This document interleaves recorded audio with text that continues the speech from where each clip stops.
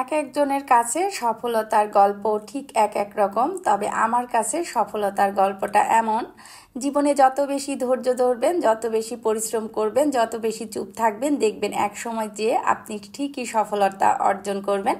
Hello everyone, আসসালামু আলাইকুম। সবাই কেমন আছেন? আশা করছি বেশ ভালো আছেন, সুস্থ আছেন। আমিও আলহামদুলিল্লাহ মোটামুটি ভালো আছি। তো দেখতে পাচ্ছেন দুটো বক্স নিয়েছি অনলাইন থেকে। তো এটা হচ্ছে একটা ফেসবুক পেজ থেকে নিয়েছি। বেশ কিছুদিন ধরে ঘুরে ফিরে এই বক্সের ভিডিওটা আমার সামনে আসছিল, তো অর্ডার দিয়েছিলাম। এক একটা বক্স নিয়েছে 560 টাকা করে। তো ভালোই লাগছে, মোটামুটি খুব যে ভালো সেটাও বলবো না, আবার খারাপ যে সেটাও না, মোটামুটি ভালো আছে। তবে প্রাইসটা একটু কম হলে ভালো হতো। যাই হোক, আমরা কিন্তু এরকমই, যে কোনো জিনিস কিনতে গেলে যখন কিনি তখন তো চিন্তা ভাবনা করি না, আর কেনার পরে অনেক জিনিসের কিন্তু ভালো লাগা মন্দ লাগা দুটো সাইডই আসবে। তবে দিন শেষে শখের জিনিসগুলো সত্যি ভালো লাগে। যাই হোক, বক্স দুটো নিয়েছি অন্য একটা ফেসবুক পেজ থেকে। কারো যদি লাগে আমার কাছে জানলে ইনশাল্লাহ আমি ডিসক্রিপশন বক্সে অথবা কমেন্ট বক্সে আমি আপনাদেরকে পেজের নামটা বলে দিব। তো বক্সগুলো তো নিয়েছি অন্য একটা পেজ থেকে। আর এখানে এই যে দেখতে পাচ্ছেন একটা কেটলি সেট আছে 4 পিসের, আর এই যে কিউট একটা ফ্রাই প্যান। তো আসলে এগুলো কিন্তু খুব বেশি কিউট আর খুব বেশি প্রয়োজনীয় ছিল আমার জন্য। তো আমি আমার জন্য নিয়ে এসেছি, সাথে আমার বিজনেস পেজেও কিন্তু অ্যাভেলেবেল করেছি। বিশেষ করে এই যে কিউট এই ফ্রাই প্যানটা, তো এটা ডিম ভাজি করার জন্য, সসেজ দেওয়ার জন্য বা প্যানকেক করার জন্য কিন্তু অনেক বেশি ভালো, যে যেভাবে ব্যবহার করেন। এইটার পাশাপাশি আর একটা ছোট্ট কিউট ফ্রাই প্যান আমার পছন্দ, ইনশাল্লাহ পরবর্তীতে আমি সেটাও নিব। তো আসলে বিজনেস করতে যে আপুদের কাছে কি বিক্রি করব, আমি কিন্তু নিজে আগে আগে আমার জন্য নিয়ে নিই। তো আসলে কিউট জিনিস আমি আগে থেকেই অনেক বেশি পছন্দ করি।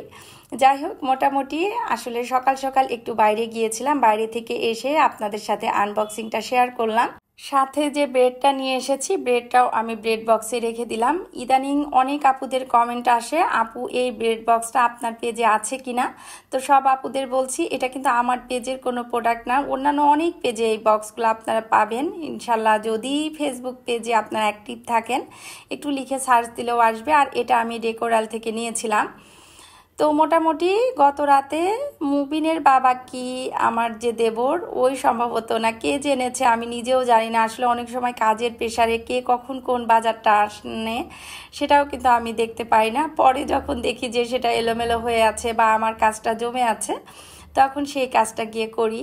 তো এখানে কিন্তু ডিম নিয়ে এসেছে, এই ডিমটা এভাবেই তো রেখে দেওয়া হয়েছে। এখন ভাবলাম যে সকালে নাস্তা বানানোর আগে একটু একটু করে আগে ক্লিন করে নিই। তো সংসারের কাজগুলো করতে ভালো লাগে, ব্যস্ততার মধ্যে থাকলে অনেকটা আমার মনে হয় যে মানসিকভাবে শান্তি পাওয়া যায়। দেখবেন যে যারা অলস বসে থাকে, কাজ থাকে না, তাদের মাথার মধ্যে বেশি খারাপ লাগা কাজ করে, মনে হয় যে সময়টা যেতে চায় না। আর যারা দেখবেন ব্যস্ত থাকে, তাদের শত কাজের মাঝেও কিন্তু সময়টা খুব সুন্দর মতো চলে যায়। তো ইদানিং যখন দেখি যে আমার ব্যস্ততার পরিমাণটা অনেক বেশি বেড়ে গিয়েছে, তখন মানসিকভাবে আমি মনে করি না দিন শেষে যে আমি ভালো আছি। তো যাই হোক, এখানে এই যে ডিমটাও আমি সুন্দর মতো করে পরিষ্কার করে রেখে দিলাম। তো অনেক আপুদের ইদানিং কোশ্চিন আসছে আর একটা, যে আপু আপনার কোনো বিজনেস পেজ আছে কিনা। আমি যেটা বুঝেছি হয়তো আপুরা নতুন, তো সব আপুদের উদ্দেশ্যে বলছি, আমার ছোট্ট একটা পেজ আছে হোম হ্যাভেন, আপনারা যদি চান ভিজিট করতে পারেন। আসলে কেন যেন আমি ফেসবুক পেজের কথা আমার ভিডিওতে বলতেই ভুলে যাই। তো অনেক আপুরা আমার হোয়াটসঅ্যাপে আবার যোগাযোগ করে আমার ফেসবুকের যে লিঙ্কটা ওটা নিয়ে তারপরে আমার ফেসবুকটা ভিজিট করেন।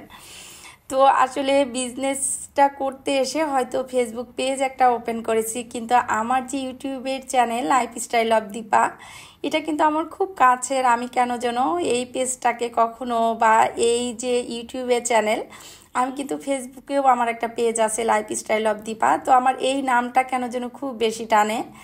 আমি অনেক দিন হয়ে গিয়েছিল যে হোম হ্যাভেনটা আমার মুখে আসতো না, ওই যে মনে হতো যে এটা আমার না। তো যাই হোক, সময়ের সাথে সাথে সব কিছু ঠিক হয়ে যায়।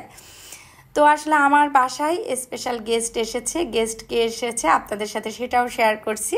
সেটা হচ্ছে আমার ননদের দুটো ছেলে এসেছে, অর্থাৎ আমার ভাগিনা আসছে। তো আমার ভাগিনা দুটো কিন্তু গতকালই আসছিল, আর সেটাই আপনাদের সাথে আমি শেয়ার করছি। তো ওরা আসছে মূলত ওর ফুপি অসুস্থ, অপারেশন করবে, সেজন্য ঢাকাতে এসেছে। আর আমাদের বাসা আর ওর ফুপিদের বাসা খুব কাছাকাছি। তো আমার যে ননদ নন্দাই ওনারা কিন্তু ওনার বোনের বাসাতেই আছে, আর ভাগনা দুটো একদিন থেকে আমার এখানে চলে এসেছে। তো এখানে আসার একটাই কারণ হচ্ছে আমার তামিম আর মুবিন। আমার তামিম মুবিন দুজনই তার ফুফাতো ভাইদের জন্য খুব বেশি পাগল, আর ওরাও কিন্তু ওদের মামাতো ভাইদের জন্য পাগল। তো তামিম হচ্ছে আমার ননদের বড় ছেলে যে অঙ্কুর, ওর সাথে বেশি মিল। আর মুবিনের হচ্ছে ওর ফুফাতো ভাই যে ছোটটা তাসিন, ওর সাথে মিল। তো ওদের মিল এমন পর্যায়ে, তো আমার শ্বশুর যখন বেঁচে ছিলেন তখন বলতো যে ওরা যদি মেয়ে ছেলে হতো তাহলে আর ওদের জন্য মেয়ে খোঁজা লাগতো না, ওরা নিজেরাই পছন্দ করে ফেলতো। তো আসলে বাচ্চারা যে ভাই বোনের প্রতি এতটা আন্তরিক দেখে খুব বেশি ভালো লাগে। তো আমার ননদেরও কিন্তু এই মুহূর্তে বলতে পারেন যে ওর তেমন কেউই নাই। আসলে তেমন কেউ নাই বলতে শুধু আমরাই, যেহেতু আমার শ্বশুর শাশুড়ি মারা গিয়েছে আর আমার ননদের একটাই ভাই, সেটা হচ্ছে আমার হাজবেন্ড। তো ওরা যখন আসে বা আমরা যখন বাড়িতে যাই তখন যে কোনো সময়ে আমাদের কাছে ঈদের মতো মনে হয়। তো সবাই দোয়া করবেন আমার ননদের জন্য, আমার হাজবেন্ডের জন্য, বাচ্চাদের জন্য। আসলে ওদের যে কঠিন মুহূর্ত, আমি মনে করি আমার তো বাবা বেঁচে আছে, আমার মা বেঁচে আছে, আমার দুটো ভাই বোন আছে, আমি আছি। তো আমাদের কিন্তু অনেক লোকজন, কিন্তু আমার হাজবেন্ডের আর আমার ননদের ওরা শুধুমাত্র দুটো ভাই বোনই। আর যেহেতু বাবা না মা নাই, আসলে বাবা মা না থাকলে কিন্তু পৃথিবীতে কেউ থাকে না। তো যাই হোক, অনেক কথাই আপনাদের সাথে শেয়ার করছি। আর এই যে নাস্তাটা রেডি করছি, তো আমি আমার ননদের বড় ছেলে যে অঙ্কুর, ওকে জিজ্ঞেস করছিলাম যে বাবা তুমি কি খাবে বলো তো, মামি তোমার জন্য কি করে দিবে। তো আমাকে বলছে মামি আপনি যা করে দিবেন আমি তাই খাবো। তো আসলে এত লক্ষ্মী বাচ্চা দুটো, কোনো কিছু খাওয়া নিয়েও কখনো বলবে না, শুধু চারজন একসঙ্গে থাকবে, একসঙ্গে গেমস খেলবে, একসাথে ঘুরতে যাবে। তো সব সময় দোয়া করি আল্লাহ যেন ওদের মধ্যে এরকম ভালোবাসাটা বজায় রাখে। তো সবাই দোয়া করবেন। তো মোটামুটি অনেক গল্প করছি, গল্প করতে করতে দেখেন কিচেনের অনেকটা কাজ কিন্তু সেরে নিয়েছি। আমি ওদের চারজনের জন্য নাস্তা বানিয়ে দিয়েছি। এই যে চোকোসটাও রেডি করে আমি রেখে দিলাম, ঘন করে দুধ জাল দিয়ে দিয়েছি, আর বলেছি যে বাবা চোকোসটা তোমরা নিয়ে খেয়ে নিও। একটা সময় ছিল বাসায় যত গেস্ট আসবে যে কাজই হোক না কেন আমি নিজে করতে বেশি পছন্দ করতাম, এখনও তাই। কিন্তু ব্যস্ততার জন্য অনেক কাজ আমি আগের মতো ওদেরকে গুছিয়ে দিতে পারি না, করতে পারি না। তো মাঝে মাঝে মনটা খারাপ হয় যে এত ব্যস্ত থাকি যে ভালোবাসার মানুষগুলোকে সময় দিতে পারি না। কিন্তু আবার মাঝে মাঝে ভাবি যে না, আমার ভালো লাগা ভালোবাসা হয়তো এই কাজের মধ্যেই আছে। তো কিছু কিছু ক্ষেত্রে দেখবেন যে যখন আপনি অনেক বেশি কাজ করবেন, অনেক বেশি ব্যস্ত থাকবেন, মানসিকভাবে অনেক বেশি ভালো থাকবেন, হয়তো সাময়িক আপনি ডিপ্রেশনে ভুগবেন, কিন্তু কাজের ব্যস্ততায় আপনি এতটা বিজি হয়ে যাবেন যে আপনার কোনো কিছু নিয়ে চিন্তা করার মতো আপনি সময়ই পাবেন না। এজন্য আসলে কাজকে ভালোবাসা, পরিশ্রম করা জীবনে খুব বেশি জরুরি।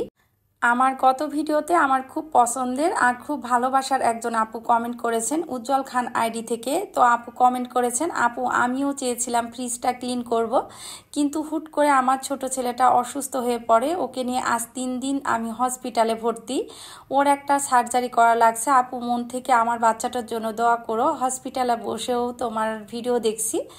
তো থ্যাংক ইউ সো মাচ আপু, তুমি আমার ভিডিওগুলো যে হসপিটাল থেকে দেখছো এর জন্য প্রথমেই তোমাকে ধন্যবাদ দিচ্ছি। আর সব থেকে বেশি যে জিনিসটা বলি, বাবাটার জন্য অনেক বেশি মন থেকে দোয়া করি। আসলে প্রতিটা বাচ্চাই কিন্তু ফেরেশতার সমান, সব সময় প্রতিটা সন্তানের জন্য মন থেকে দোয়া থাকে যে আল্লাহ যেন সবাইকে সুস্থ রাখে, ভালো রাখে। আর কারোর যদি বাচ্চা অসুস্থ থাকে তার বাবা মার উপর দিয়ে কি পরিমাণে টেনশন যায়, যেহেতু আমি নিজেও একজন মা, আমি কিন্তু বুঝি। তো আপু তুমি মন খারাপ করো না, ইনশাল্লাহ বাবাটা ঠিক হয়ে যাবে। আমি সব আপুদের কাছে, আন্টিদের কাছে, সবার কাছে দোয়া চাই ছোট্ট বাবাটার জন্য, বাবাটা যেন সুস্থ হয়ে যায়, ভালো হয়ে যায়, বাবা মার কোল জুড়ে যেন সব সময় হাসি খুশি থাকে। তো আপু তুমি যদি আজকে ভিডিওটি দেখে থাকো, আমি জানি না, যেহেতু 2-3 দিন আগে তুমি কমেন্ট করেছো বাবাটার কি অবস্থা, অবশ্যই আমাকে জানিও। তো মোটামুটি কিচেনের অনেকগুলো কাজ করছি, কাজের ফাঁকে ফাঁকে আপনাদের সাথে অনেক কিছু শেয়ার করছি, আমার লাইফস্টাইল ব্লগগুলো। কাজটা যেমন আমি আপনাদের সাথে শেয়ার করতে পছন্দ করি, আমার জীবনের ভালো লাগা মন্দ লাগা খুঁটিনাটি বিষয়গুলো কিন্তু আমি আপনাদের সাথে শেয়ার করি। তো এই যে দেখতে পাচ্ছেন রান্না করছি, এই রান্নাগুলো কিন্তু আমার ননদ আর নন্দাই আসবে, বলছে যে ভাবি আমি 11টার দিকে চলে আসব। তো যেহেতু ওরা আজকে আসবে, আমি কিন্তু গত রাত ঠিক মতো ঘুমোতে পারিনি। তো আমি আমার ননদকে বলছিলাম যে লাবণী আপু আপনি তো আসবেন, আসলে আমি কিন্তু একদমই টেনশনে ঘুমাতে পারবো না। তো আবার বলছিল কেন ভাবি কি হয়েছে? তো আসলে জিনিসটা এরকম, ইদানিং যেহেতু আমার অনেক রাত ধরে কাজ করতে হয় আর বাসার কাজ অনেকটাই আসলে ওভাবে গুছিয়ে করতে পারি না। বাসায় যদি কেউ আসবে বা আমার একটু রান্না বাড়া থাকে, কেন যেন ইদানিং টেনশনটা অনেক বেশি কাজ করে। তো আজকে কি আমি সকালে ঘুম থেকে তাড়াতাড়ি উঠতে পারবো কিনা, বাসার কাজ করতে পারবো কিনা, এই টেনশনে আসলে আমি গত রাতে ঘুমোতে পারছিলাম না। তো এটা যখন আমার ননদ শুনছে, শুনে বলছে যে ভাবি আগে থেকে যদি জানতাম তাহলে আমি তোমাকে বলতামই না, এমনিতেই চলে আসতাম। তো আসলে ওরকম না। তো সত্যি আমার ননদটা খুব বেশি ভালো, এরকম ননদ পাওয়া সত্যি ভাগ্যের ব্যাপার। তো আসলে নিজে ভালো হওয়ার পাশাপাশি শ্বশুরবাড়ির লোকজন যদি ভালো হয়, তাহলে দেখবেন যে সেই মেয়েটা অনেক বেশি হ্যাপি হয়। হয়তো আমার শ্বশুর শাশুড়ি দুজন মারা গিয়েছে, কিন্তু আল্লাহ আমাকে এত ভালো একটা ননদ দিয়েছে। আমার কিন্তু আরও ছোট ছোট দুটো ননদ আছে, ওরাও কিন্তু মাশাল্লাহ অনেক ভালো। তো আমার শাশুড়ি তো আছেন, তো আমার শাশুড়িও হয়তো আসবেন ডিসেম্বর মাসে। আমি গতকালই আমার শাশুড়িকে ফোন করে বলছিলাম যে আম্মা আপনি ডিসেম্বরে আসবেন, আমরা সবাই মিলে একটু সময় কাটাবো। আসলে প্রতিবারই কিন্তু আমি ডিসেম্বর বা জানুয়ারি ফেব্রুয়ারি এরকম যে শীতের যে ভাবটা থাকে, তখন কিন্তু আমি বাড়িতে যেতাম।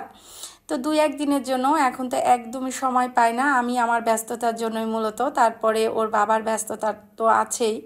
তো এবার ওর বাবার ইচ্ছা ছিল, কিন্তু হয়তো আমি আমার ব্যস্ততার জন্য যেতে পারবো না। তো এই জন্য এবার ভাবছি যে আমার শাশুড়ি আর ছোট যে দুটো ননদ আছে ওনাদেরকে নিয়ে আসবো। তো আমার যে বড় ননদ, আমি ওকে বলছিলাম যে লাবণী আপু আপনিও ঢাকা চলে আসেন, তাহলে আমরা সবাই কাছাকাছি থাকবো। তো আসলে ওদেরও আসার ইচ্ছা আছে, আমার ননদের বড় ছেলেটা এসএসসি পরীক্ষা দিবে, ও ঢাকাতে ভর্তি হওয়ার চিন্তা ভাবনা এসএসসি পাশের পরে। তো সবাই দোয়া করবেন আল্লাহ যেন ওর কোথাও একটা ভালো ব্যবস্থা করে দেয়। তো যাই হোক, মোটামুটি ওরা আসবে দেখে আমি ইলিশ মাছটা এই যে সুন্দর মতো করে হাতে মেখে রান্না করে নিলাম, গরুর মাংস বসিয়ে দিয়েছি। আসলে ওরা যেহেতু আসবে, একটার পর একটা যে রান্না করছি, তারপরেও কিন্তু আমার মনে হচ্ছে দেরি হয়ে যাচ্ছে। যেহেতু এখন ছোটোবেলা, সকালে একটু অফিসের কাজ করেছি, একটু বাইরে গিয়েছি, নাস্তা বানিয়েছি, বাসার অনেকগুলো কাজ করেছি, কিছু ভিডিওতে শেয়ার করেছি, কিছু আপনাদের সাথে শেয়ার করতে পারিনি। তো আসলে ভিডিওতে যে আপনাদের সাথে সব কিছু শেয়ার করব, একইতেই ভিডিওটা অনেক বেশি বড় হয়ে যায় আর অনেক বেশি কিন্তু সময় লেগে যায়, যার জন্য যতটুকু পেরেছি ততটুকুই আপনাদের সাথে একটু শেয়ার করছি। আর রেগুলার যে রান্নাগুলো করি সেগুলোই কিন্তু আমি ওদের জন্য করছি। আসলে আমার ননদ নন্দাই এত সাধারণ, আর ওদের কোনো কিছু নিয়ে আসলে ওরকম কোনো কমপ্লেন নাই, যার জন্য ওরা যখনই আমার বাসায় আসে তখনই আমার ওরকম বাড়তি কোনো টেনশন থাকে না। তবে আজকে বলতে পারেন একটাই টেনশন ছিল, সেটা হচ্ছে আমি রান্নাটা কমপ্লিট করতে পারবো কিনা। তো যাই হোক, আমি এই যে যখন এই কলিজাটা ভুনা শুরু করেছি, তার কিছুক্ষণের মধ্যে কিন্তু আমার ননদ চলে এসেছে। তো ও কিন্তু আমার সাথে আমার কিচেনে ছিল। তো ও যখন কিচেনে ছিল তখন ওর সাথে গল্প করছিলাম আর রান্না করছিলাম। তো আমার ননদ এসেই বারবার বলছিল ভাবি তুমি এত কিছু কেন করছো, সাদা মাঠা কিছু রান্না করতে। তো যাই হোক, ওরা আসবে আমি তো গতকালই জানতাম, যার জন্য একটা নতুন পাতিলও কিনেছি। তো ইচ্ছা ছিল এই পাতিলটাতে রোস্ট করব। তো আমি আমার হাজবেন্ডকে বলেছিলাম যে বাচ্চারা যেহেতু রোস্টটা বেশি পছন্দ করে, একটু বড় মুরগি নিয়ে এসো। তো আমার হাজবেন্ড এত বড় মুরগি এনেছে যে একটা রোস্ট খেলে সে আর কোনো কিছুই খেতে পারবে না। তো রান্নাটা করতে করতে যেহেতু আমার ননদ তো চলে এসেছে, তো এখানে দেখেন এই যে সুন্দর একটা হাত দেখতে পাচ্ছেন, এটা কিন্তু আমার সুন্দর ননদিনী। তো আসলে ও এসে কিন্তু আমার কাজে হেল্প করছিল, আমাকে বলছিল যে ভাবি তুমি একা একা কাজ করছো, আমাকে দাও আমি একটু করে দিই। তো আমি আবার বলছিলাম যে আপনি দাঁড়িয়ে দাঁড়িয়ে গল্প করেন আর আমি কাজ করি। তো যাই হোক, আমি আর ও গল্প করছিলাম আর রান্নাবাড়া করছিলাম। আর এখানে এই যে দেখতে পাচ্ছেন এখন একটু পোলাওটা রেডি করে নিচ্ছি। তো আসলে যতটা তাড়াতাড়ি রান্নাটা রেডি করে খাবারটা দিতে চেয়েছিলাম, ঠিক ততটাই দেরি হয়ে যাচ্ছিল। আর দেরি হওয়ার জন্য ওভাবে যে ক্যামেরাটা সুন্দর মতো করে সেট করে আপনাদের সাথে ভিডিও করব, সেটাও কিন্তু পারছিলাম না। তো এখানে এই যে সাদা মাঠা করে আমি পোলাওটা রেডি করে নিচ্ছি। প্রথমে আমি একটু কিশমিশ, এলাচ, দারচিনি, তেজপাতা দিয়ে একটু তেল দিয়েছি আর বেশি পরিমাণে ঘি দিয়ে আমি পোলাওটা রেডি করেছি। এখানে একটু আদা বাটা, জিরা বাটা আর একটু রসুন বাটা, এই তিনটা মোটামুটি খুবই কম পরিমাণে দিয়েছি। বিশেষ করে জিরাটা আর আদা আর রসুনটা একটু বেশি পরিমাণে দিয়েছি। তো এটা দিয়ে সুন্দর মতো করে আমি নেড়েচেড়ে এই যে পোলাওটা বসিয়ে দিব। তো পোলাওটা বসিয়ে দিয়ে আমি একদম শেষে দিয়ে একটু রোস্ট করব আর একটু চিংড়ি মাছ করব। তো রোস্টটা যখন করব তখন খুব বেশি তাড়াহুড়া বেঁধে গিয়েছে, আর রোস্ট যেহেতু আমি একটু বেশি পরিমাণে করব, যার জন্য আর কি আসলে আমার ওরকম বড় পাতিল বাসায় নাই। তো আমি এই রোস্টটা করতে যেয়ে এখন ভাবছিলাম যে আমার বড় দেখে একটা নন স্টিলের একটা পাতিল কিনতে হবে। তো আসলে অনেক জিনিস আছে, অনেক সময় কাজে গেলে তখন মনে হয় জিনিসে ঘর ভর্তি হয়ে গিয়েছে, অনেক সময় দেখি যে কাজে গেলে সেই জিনিসটা আর পাওয়া যাচ্ছে না বা কাজে লাগছে না। যাই হোক, মোটামুটি দেখেন এই যে পোলাওটা এত সুন্দর হয়েছে, আর এটা কিন্তু সম্পূর্ণ ঘি দিয়ে করেছিলাম, আর মাশাল্লাহ খুবই সুন্দর স্মেল আসছিল। আর এখানে এই যে রোস্টটা আমি আমার শ্বশুরের হাতের রেসিপিতে রোস্ট যেটা সেটাই করে নিয়েছি। তো মোটামুটি রোস্টটা কিভাবে করেছে আমি ডিটেলসে অন্য কোনো একটা ভিডিওতে রোস্টের রেসিপিটা শেয়ার করব। আসলে ওভাবে করে ডিটেলসটা আজকে শেয়ার করতে পারলাম না। আর এই যে বড় বড় চিংড়ি মাছ এর আগে আমার হাজবেন্ড খুলনা থেকে নিয়ে এসেছিল। তো এই মাছগুলো যখনই আমি রেখেছিলাম কেটে রেডি করে, তখনই কিন্তু আমি বলেছিলাম যে আমার বাসায় যখন আমার ভাই বোন আসবে তখন আমি রান্না করব। কিন্তু দেখেন আমার ননদের রিজিকেই কিন্তু রয়েছে। তো আসলে ওরা যখনই আসার কথা শুনেছি তখনই আমি ভেবেছি যে ওরা আসলে এই মাছগুলা ভুনা করব। তো আসলে আমার ফ্রিজে অনেক চিংড়ি মাছ আছে, কিন্তু এই চিংড়িগুলো কিন্তু বেশ বড়, আসলে ভিডিওতে বোঝা যাচ্ছে কিনা ওরকম আমি বুঝতে পারছি না। তো যাই হোক, মোটামুটি যখন রান্না করছিলাম তখন আমি আমার ননদকে বলছিলাম যে বড় বড় চিংড়ি মাছগুলো আপনারা নিয়ে খাবেন। আমি আসলে সারা দিন যখন রান্না করি, রান্না করার পরে যখন খাবারগুলো ডাইনিংয়ে সার্ভ করি তখন আমি বলতে পারেন একদম ক্লান্ত হয়ে যায়। তো এই যে বাড়াবাড়ির যে বিষয়টা বা খাবার তুলে দেওয়ার বিষয়, এটা কিন্তু আমার হাজবেন্ড, আমার তামিম বা আমার বাসায় যে গেস্ট আসে আমি তাদের উপরেই ছেড়ে দিই, তারা যেন নিজের মতো নিয়ে খেতে পারে। তো যাই হোক, দেখেন যতটুকু পেরেছি ততটুকুই কিন্তু আমি তাড়াহুড়া করে রান্না করে নিয়েছি। মন তো চাচ্ছিল যে আরও অনেক কিছু করি, কিন্তু আসলে সময় স্বল্পতার জন্য করতে পারিনি। আর সন্ধ্যার পরে আমার ননদের বাচ্চারা সবাই মিলে আমরা এখানে একটা কেক কাটছি। তো আমার ননদ আবার বসেছিল, আমি আবার ভিডিও করছিলাম। তো আমার পেজের মোটামুটি যে ড্রেসগুলো আমার বেশি পছন্দ হয় সেই ড্রেসগুলো আমি যেমন আমার জন্য বানাই, আমি কিন্তু আমার ননদকেও গিফট করি। তো ওকে এই ড্রেসটা পরে খুব ভালো লাগছিল, ও বসেছিল, ওর জন্য আমি একটু ভিডিও করছিলাম। তো যাই হোক, সব মিলিয়ে আজকের দিনটা বলতে পারেন একটা খুশির দিন, ভালোবাসার ভালো লাগার একটা দিন ছিল। তো সবাই দোয়া করবেন আমাদের জন্য, আমার ননদের পুরো ফ্যামিলির জন্য। তো সবাই ভালো থাকবেন, সুস্থ থাকবেন। আজকের মতো এখানেই বিদায় নিচ্ছি। আল্লাহ হাফেজ।